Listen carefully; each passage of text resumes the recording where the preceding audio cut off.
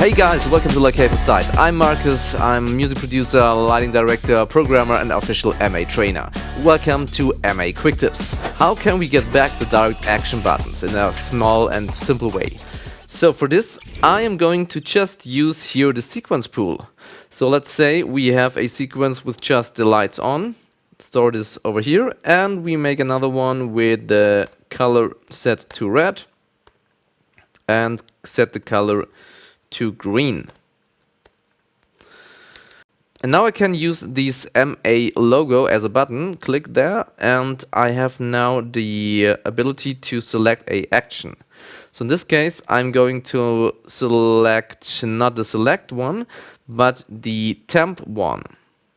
And if I have selected now temp, so when I press this button you can see it's now temping this. We can also use, of course, a out fade of 0.3 or whatever, and it will now do what is expected. We can also hit the go button plus this one, then it will override this, and now we can use the temp for the other buttons in this case.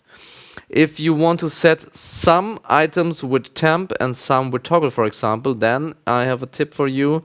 Let's say this here on toggle and create another sequence pool. And now go to this and let's check this here maybe to flash. Now you have this one here to toggle and this here with flash. This is a cool way how to use a kinda direct action buttons in GrandMA 3. Thanks for watching. See you next time. Bye bye.